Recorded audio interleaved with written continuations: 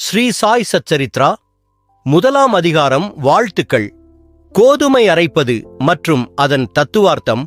பண்டைய மற்றும் பக்தியுள்ள வழக்கப்படி ஹேமாத் பந்த் தனது நூலான சாய் சச்சரித்ராவினை பல்வேறு வாழ்த்துக்களுடன் தொடங்குகிறார்.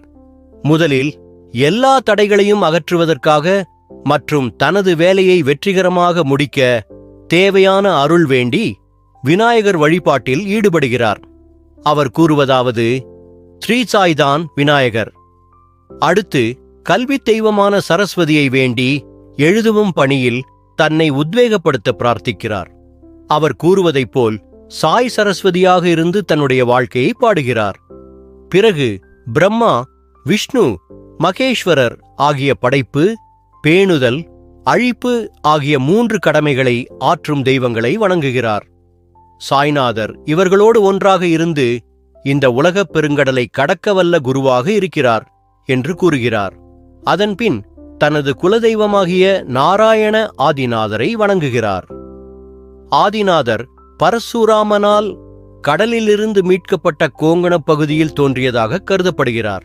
மேலும் தனது குடும்பத்தின் மூலபுருஷரை வணங்குகிறார்.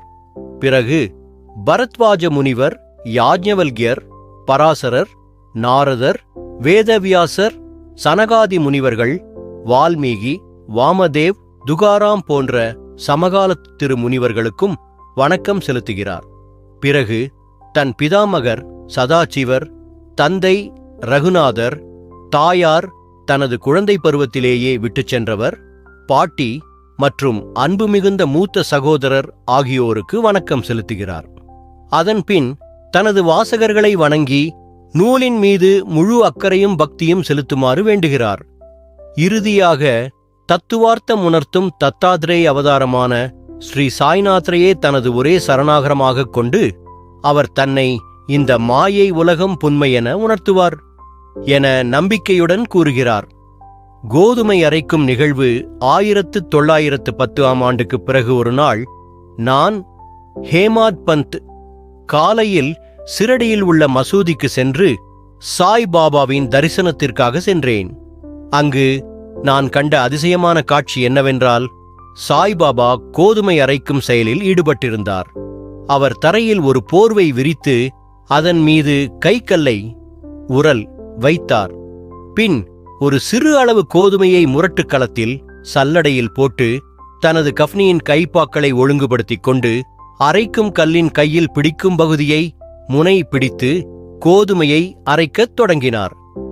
நான், பாபாவுக்கு எதுவும் சொந்தமாக இல்லை, அவர் எதையும் சேமிக்க மாட்டார், மன்றாடலால் வாழ்பவர், அவருக்கு இந்த அரைத்த கோதுமை எதற்காக என்று எண்ணிக்கொண்டேன். இந்த செய்தி உடனே கிராமம் முழுவதும் பரவியது. ஆண்களும் பெண்களும் மசூதிக்கு ஓடி வந்து இதை பார்க்கத் தொடங்கினர். 4 பெண்கள் துணிவுடன் சென்று பாபாவை அப்புறப்படுத்தி அரைக்கும் உரல் கையை பிடித்து பாபாவின் புகழை பாடிக்கொண்டு அரைக்க ஆரம்பித்தனர். பாபா முதலில் கோபித்தார். ஆனால் பெண்களின் பக்தியும் அன்பும் கண்டு மகிழ்ந்து சிரிக்கத் தொடங்கினார். அவர்கள், பாபாவிற்கு வீடில்லையே, குடும்பமில்லையே, அவருக்கு இந்த கோதுமை எதற்காக என்று எண்ணினர். பாபா இது ஏழைகளுக்காக பகிர்ந்திடுவாரோ என நினைத்தனர். கோதுமை அரைத்ததும் அவர்கள் அதை 4 பங்காக பிரித்துக் கொண்டனர். ஆனால் பாபா உடனே கோபித்து, நீங்கள் பைத்தியமா? இது என் சொந்த கோதுமை, அதை எடுத்து கிராம எல்லையில் போய்விட்டு வாருங்கள் என்று கூறினார். அவர்கள் அவமானமடைந்து கிராம எல்லையில் சென்று கோதுமை மாவை தூவினர். அதன்பின் கிராம மக்கள் எனக்கு கூறினார்கள், சிரடியில் காசச்சேயாறு கொழுந்து தொற்றுநோய் பரவிய நிலையில் பாபா இந்த முறையை மருத்துவமாக கடைப்பிடித்தார். அரைக்கப்பட்ட கோதுமை என்றால் அது கோதுமை அல்ல. பாபா அதன் மூலம் தொற்றுநோயை அழிக்க முயன்றார். அதன் பிறகு நோய் குறைந்து கிராமம் பாதுகாப்பாக இருந்தது. நான் இதை கேட்டதும் மகிழ்ந்தேன். ஆனால் எப்படி கோதுமை மாவும் தொற்றுநோயும் தொடர்புடையது என ஆழமாக யோசிக்கத் தொடங்கினேன். தத்துவார்த்தம் இந்த நிகழ்வுக்கு கிராம மக்கள் கொடுத்த அர்த்தத்துக்கு மேல் ஒரு ஆழ்ந்த தத்துவார்த்தம் உள்ளது. சாய் பாபா 60 ஆண்டுகளாக சிரடியில் இருந்த போதும் தினமும் அரைப்பது வெறும் கோதுமை மட்டும் இல்லை. அவர் பக்தர்களின் பாவங்கள், ஆசைகள், துக்கங்கள், பிழைகள் ஆகியவற்றையும் அரைத்தார். உரல் கல்லின் கீழ்ப்பகுதி கர்மா, மேலே இருக்கும் பகுதி பக்தி, உரலை சுற்றச் செய்யும் கைப்பிடி ஞானம் என கூறலாம்.